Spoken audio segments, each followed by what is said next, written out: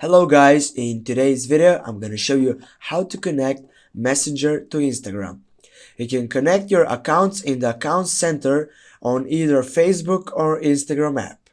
The steps are largely the same and you can find the setting easily of any of the apps.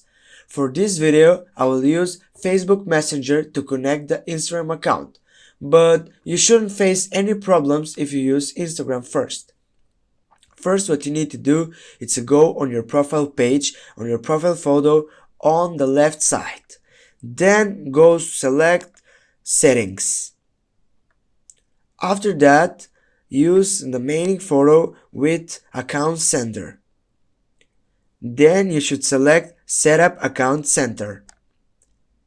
After that, he will show up your Instagram account. Go continue.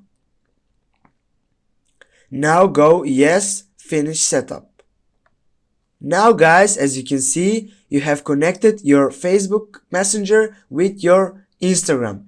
Thank you so much for watching. Make sure that you hit that like and share this video. See you soon guys.